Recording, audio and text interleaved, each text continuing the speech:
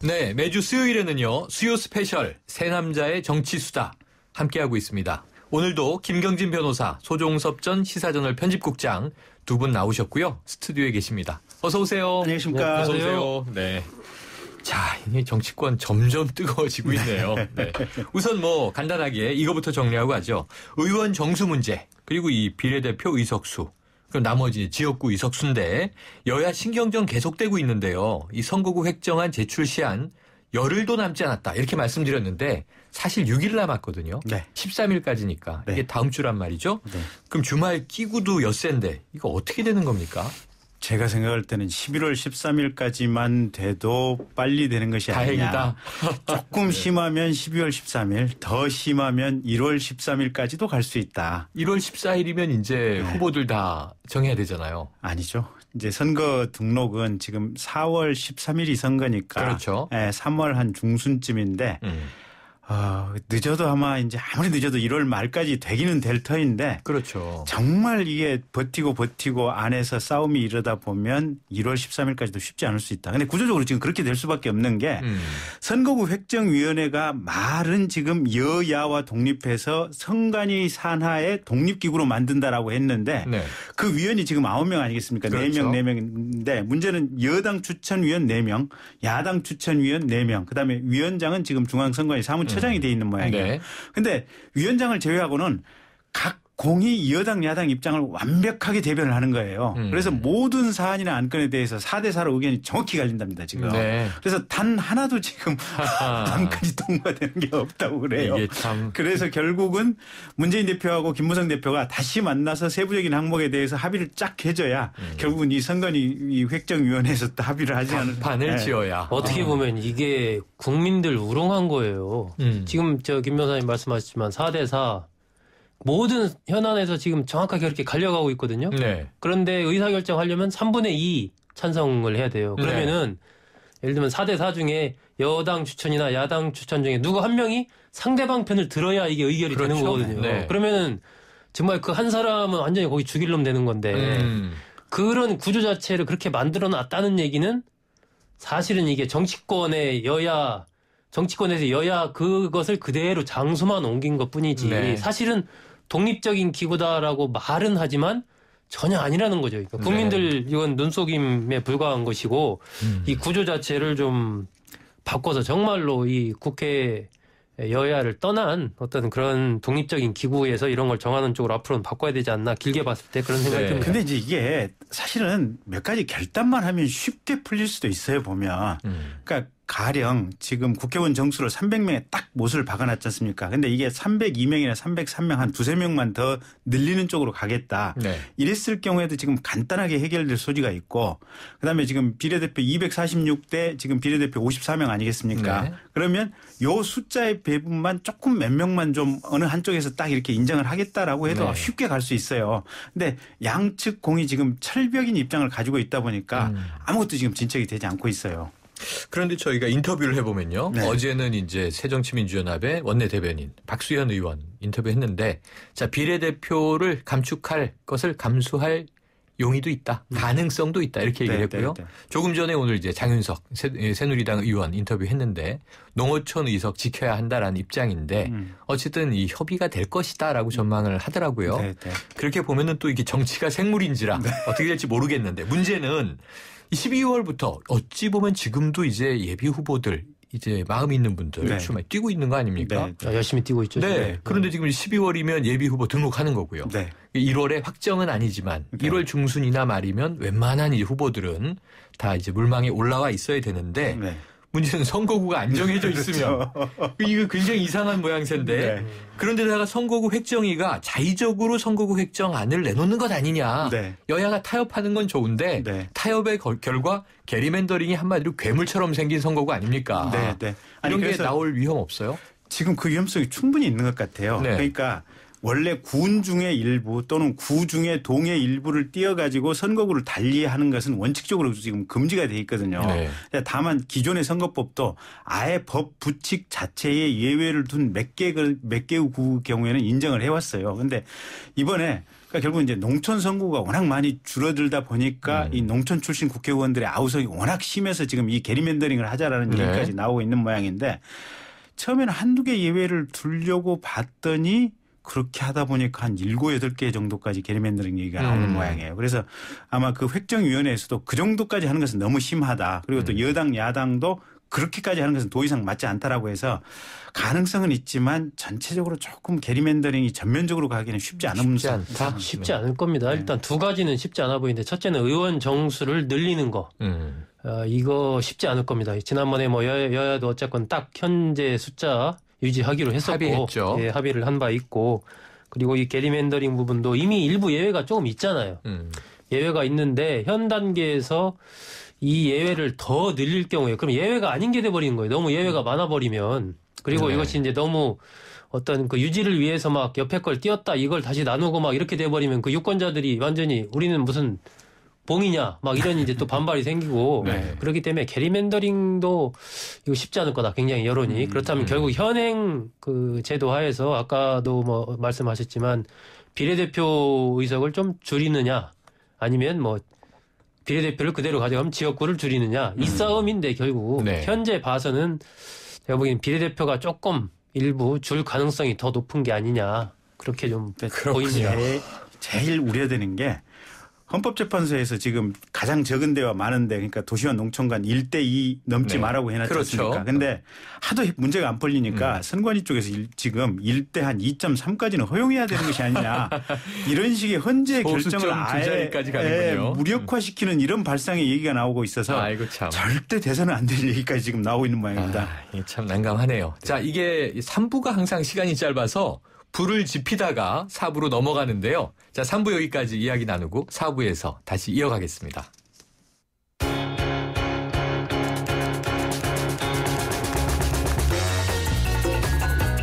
듣는 사람이 행복한 라디오. 그래, YTN 뉴스 정면 승부. 뉴스 정면 승부 4부 시작합니다. 이 수요 스페셜 새 남자의 정치 수다. 3부에 이어서 계속 이어가겠고요. 청취자 여러분 의견은 문자 샵 0945로 보내주시면 됩니다. 짧은 문자 50원, 긴 문자 100원에 정보 이용료가 있습니다. 자, 계속 이어가 보죠. 아까 말씀드리다가 잠깐 끊겼지만 선거구 재획정 문제가 해결돼야 선거구가 뭐 확정이 돼야 그다음에 이제 의원들이 뭐 공천을 받던가 경선을 하던가 할 거 아닙니까? 이 상황에서 지금 풀리지 않는 가운데 이 새정치민주연합 문재인 대표가요. 최근에 농어촌 지역구 축소를 최소화하기 위한 보관을 갖고 있다. 이렇게 이야기를 했어요. 그 뭘까요? 혹시 아세요? 글쎄 저도 모르는데요. 가능성은 둘 중에 하나예요. 그러니까 아까 말씀드린 대로 의원 정수를 한 2~3석 늘리는 방법이 하나 있고 그렇지 않으면 지금 이 기준이 되는 숫자 있지 않습니까? 최소와 최대의 상한이 되는 이 최소의 기준점. 시뮬레이션을 하고 있다 그러더라고요. 근데 그 기준 숫자에 대한 정의가 없어요. 사실은 헌재에서도 명확히 그 정의를 안 내려준 모양이에요. 그래서 지금까지는 어떻게 계산을 해왔냐면 전 국민을 기준으로 전 국민 숫자를 해서 그다음에 지역구 선거구 246을 나눠서 그러다 보면 그게 지금 21만 얼마인가요? 그 숫자 상한 이제 중간 숫자가 나와서 해당하는. 그래서 이제 그걸로 해서 이 하한과 상한을 이렇게 13만과 27만을 정했는데 과연 이 기준이라는 게 정의도 없이 그렇게 딱 단순 숫자로 나누게 한 게 과연 맞느냐. 246이라는 숫자로 딱 나눈 그 분모가 맞느냐. 지금 이 논란이 있어서 지금 현재 가장 적은 어떤 지역구 숫자를 기준으로 해서 거기서 다시 재설정을 하는 방법을 연구해 보겠다 뭐 이런 얘기가 나오고 있는 것 같아요. 그러니까 약간의 기술적인 내용인데 이 기술적인 내용이 헌재에서 사실은 이 기술적인 부분을 명확히 안 해주다 보니까 그러면 딱히 이게 지금 어떤 헌재 판결 취지에 배척된다 이렇게 할 수가 없는 부분이 있어서 그걸 가지고 아마 문재인 대표가 아이디어로 제시할 수도 있다 아마 이런 얘기가 아니죠. 결국 말씀하세요. 이게 농어촌 의원 지역구 의원들이 이제 반발이 굉장히 심하니까 그걸 어떻게든 줄이는 걸 최소화해야 된다. 그 원칙에서 본다면 결국 도시에서의 분구되는 걸 줄여야 되는 거거든요. 도시 분구가 예를 들어서 10개다. 그걸 예를 들면 분구를 2개로 줄이면 농촌 지역구가 상대적으로 덜 줄어도 되지 않습니까? 통합을 2개 이제 살릴 수 있겠죠. 그렇습니다. 그렇기 역으로. 때문에 지금 문재인 대표가 생각한다는 그런 보관도 결국은 도시의 지역구의 분구를 어떻게 하면 줄일 거냐. 예, 그런 관점에 있는 것으로 보여지고 그렇다면 결국 그 분구 줄이려면 결국 뭐예요? 그 유권자 인구수 조정을 어떻게 하느냐. 아까 김 변호사께서 말씀하신 두 번째 결국은 예, 거기에 해당이 되지 않을까. 근데 저는 큰 틀에서 보면 이번에 선거구 획정할 때 어쨌든 정치권이 헌법재판소 취지를 절대적으로 존중하는 것이 중요하지 않나 싶어요. 보면 저게 어떤 방식이 됐건 사실은 기존의 농어촌 선거구 숫자를 많이 인정했다는 것은 영호남 지역패권주의의 기반이 되어 왔던 거거든요. 근데 그거를 줄이고 수도권, 서울과 경기권에 어떻게 보면 의석수를 많이 늘려준다는 것은 대한민국 정치를 정상화시킨다는 이런 의미가 있기 때문에 농어촌 선거구 조금 희생이 있더라도 이번 기회에 줄여야 된다 생각이 이렇게 보고 그런데 있습니다. 이제 거기에 대한 반발이 워낙 크다 보니까 지금 뉘앙스는 좀 어떠냐면요. 야당이 조금씩 양보를 하거나 밀리는 느낌. 그래서 결국 아까 이 의원 정수를 늘리는 부분은 아까 보니 다 의원들은 마음은 굴뚝이나 국민의 그 무서운 눈 때문에 감히 입 밖으로 못 내는 것 같거든요. 그럼 결국 새정치민주연합 비례대표 축소 불가 이 당론을 좀 후퇴하게 되지 않겠습니까? 어떻게 보세요? 지금 보면은 이게 저도 이제 어떤 국면에서 과감하게 무언가의 과거의 고리를 정리해야 되는 시기가 있거든요. 지금 우리 같은 경우 보면 이제 지방자치 실시한 지 올해가 20년 됐고 이러한 비례대표도 실시한 지가 꽤 됐지 않습니까? 그럼 뭔가 이제 한번 정리를 해야 되고 농촌 지역구 문제도 인구 변화에 따라서 당연히 정리를 한번 할 때가 됐는데 문제는 여야 지도부의 리더십이 취약한 겁니다. 그런 걸 과단성 있게 정리해낼 만한 지금 그리고 이제 대선이라는 또 그런 걸 바라보고 있기 때문에 이 의원들의 반발이라는 부분을 그냥 반발이 아니고 굉장히 본인의 미래와 다들 관련이 돼 있는 거예요. 그렇기 때문에 과감하게 못하고 있는 뭐 그런 역학적인 또 정치적인 관계가 도사리고 있는 거죠. 바로 그 문제입니다. 지금 이제 여야 리더십 문제 말씀하셨는데요. 자, 야당 문재인 대표의 리더십은 계속 도전을 받아왔어요. 야당의 내홍, 심지어 탈당, 신당 창당 하느냐 못하느냐 다시 통합전대론까지 나왔는데 그건 이제 조금 이따 얘기해보고요. 근데 여당이 의외로 김무성 대표의 리더십이 내부에서 강한 도전에 직면하고 있고 또 당청 갈등도 지금 뭐 임시 휴전 상황이긴 합니다만 아주 좀 국민들이 보기에 세게 불거졌었어요. 자, 이 부분 보죠. 내년 총선에 공천룰을 둘러싼 새누리당 개파간 힘겨루기 잠시 숨고리에 들어갔지만 불씨는 여전하죠. 어떻게 보세요? 사실은 불씨가 여전한 게 아니고 물밑에서 그러니까 수면 위에서 싸우는 게 아니고 지금 물밑에서 여전히 발로 그냥 이렇게 잠수전이 되고요. 잠수전하고 위로 물 위에서 주먹 육상전은 안 하고 있지만 그래서 지금 이 기구 있지 않습니까? 공천 룰을 논의하기 위한 기구가 지금 며칠째 구성이 안 되고 있어요. 원래 5일이니까 그제 월요일 예정이었다가 월요일 예정인데 구성 안 되고 있죠. 오늘까지도 지금 아무런 얘기가 없어요. 일단 첫째 위원장 누구로 할 것인지 그다음에 위원 구성은 어떻게 할 것인지 여기에 의결 방법은 어떻게 할 것인지. 근데 결국은 이 위원회 구성이 모든 것을 다 좌지우지하는 문제가 되기 때문에 그와 관련해서 지금 친박과 비박 또 김무성 대표와 서청원 최고위원 간에 치열한 지금 물밑에서 싸움이 이루어지고 있다. 그래서 다만 국민들 눈에 안 보일 따름이다. 이렇게 보고 있고요. 근데 다만 이제 지금까지 추세는 김무성 대표가 한동안 호기롭게 강력하게 밀어붙이다가 청와대와 친박계에서 워낙 센 카운터 펀치를 날려서 김무성 대표도 흔들흔들 하고 있지만 어쨌든 썩어도 준치라고 마지막 이 발길질은 끊임없이 참지 않고 하고 있는 상황이다. 이렇게 보면 될 것 같습니다. 그러니까 지금 임시휴전이 아니고 보이지 않게 전쟁 중이다. 더 치열해지고 있다. 이렇게 보시는 거군요. 소 국장님께서는 어떻게 보세요? 계속 되고 있는 거죠. 싸우고 있는 거예요? 예, 뭐 겉으로 이렇게 보기에는 이제 청와대도 정리를 했지 않습니까? 2명 외에는 더 이상 추가적으로 출마하는 사람 없다. 이렇게 돼서 그런 것을 둘러싸고 이제 김무성 대표가 일정 정도의 성과를 거둔 거 아니냐. 뭐 이렇게 이제 평가하는 사람들도 있던데 결국 이게 이제 큰 틀에서 본다면 박근혜 대통령은 김무성 대표가 중심이 돼서 그동안 쭉 진행되어 오던 이른바 오픈 프라이머리의 큰 흐름, 전략공천은 없다라는 큰 흐름, 이런 것을 상당히 흔들어 놓은 거거든요. 지금. 그렇죠. 네, 굉장히 많이 흔들어 놨습니다. 그런 측면에서 본다면 청와대 사람들이 몇 명이 가느냐 마느냐 이런 문제는 부차적인 문제고 일단 친박 그룹에서 봤을 때는 김무성 대표를 굉장히 흔들어 놓은 효과를 충분히 봤다.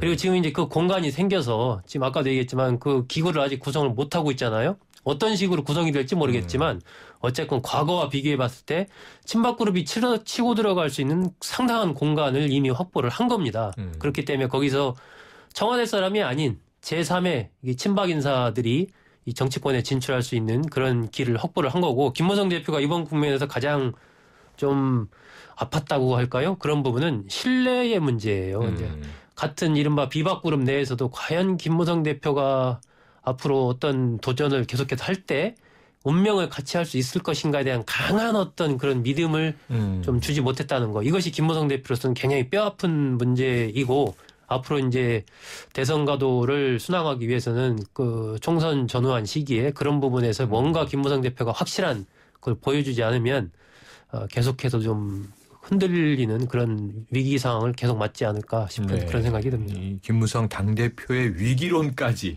지금 이제 등장을 했습니다. 자, 그게 이거죠. 그러니까 결국은 뭐 상하이발 개헌론 그리고 그 철회하고 그다음에 이제 유승민 원내대표 지켜야 한다. 철회하고 뒤로 계속 백스텝으로 물러났는데 이번에 오픈 프라이머리라고 하는 어찌 보면 정치 생명을 걸었다는 얘기도 했었어요. 그것까지도 물러났는데 이런 겁니다. 새누리당 김무성 대표가 내년 총선 공천룰과 관련해서 우선 추천지역 제도 수용 의사를 밝혔어요. 서청원 의원은 막 고성을 내면서 당원 당규 있는 대로 하는 거지 당대표가 마치 시혜를 베푸는 것처럼 하느냐 뭐 이런 얘기도 또 있었는데 어쨌든 청와대 친박계와 대치국면에서 후퇴했다. 이 의견이 지금 다 동의하시는 거죠? 예, 동의합니다. 방금 소 국장님 말씀하신 대로 전략공천은 절대 없다라고 김무성 대표가 얘기를 했었거든요. 한석도 없다 이렇게 얘기를 했어요. 근데 지금 우선 추천은 인정한다. 그 말을 뱉는 순간 결국은 비박계 내부에서 그럼 뭐야 라고 하면서 우리가 저 장군을 믿고 따라갈 수 있겠느냐라는 회의론이 비박계 내부에서 생겨버린 거죠. 이게 과거에도 보면요. 제가 이완구 총리 인사청문회 때도 그랬지만 일단 당사자가 말을 많이 하게 되면 꼭 거기서 실수가 생기고 이 어떤 파괴력이 약화돼요. 이번 국면에서 김무성 대표가 제가 쭉 보면서 좀 문제점이라고 하나 생각했던 것이 너무 말씀을 너무 많이 하셨어요. 그러니까 뭐 이런 우선 추천 지역도 어쨌건 고려할 수 있다. 그렇죠. 본인이 얘기한 거 아닙니까? 그게 서로 이런 국면으로 간다고 해도 그것이 막 이제 친박계 막 정말 공세에 막 시달려서 어쩔 수 없는 상황에서 이런 안도 있지 않냐 하면 이제 마지못해 뭐 그것도 우리 생각해보자 이렇게 됐으면 모르겠는데 뭐 얘기를 하다 보니까 본인이 먼저 이것도 이런 식이 되니까 이게 좀 그러니까 거기다가 그러니까 이제 김무성 대표가 우선 추천은 당헌에 있으니까 뭐 인정할 수 있는 것이 아니냐 이렇게 되니까 그러면 이제 그 쟁점이 이제 옮겨가는 거예요. 그러면서 TK 지역이나 뭐 강남 3구 같이 깃발 꽂으면 당선되는 지역에서도 우선 추천해야 되지 않느냐라는 식의 얘기를 지금 친박계에서 던져버리고 비박계나 김무성 대표는 그거는 심하지 않느냐 안 되는 거 아니냐 지금 이렇게 가버린 상황이어서 결국은 전체적인 큰 틀의 주도권은 물론 이제 이 위원회 구성이라고 하는 그 본질적인 걸 가지고 지금 줄다리가 있긴 있지만 큰 틀의 주도권은 김무성 대표와 비박계가 그냥 끌려나가는 형국의 모양이 가고 있다.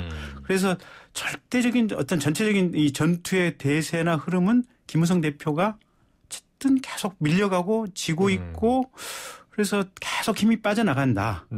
다만 청와대도 여기서 전면전을 했을 때 완승할 수 있을까.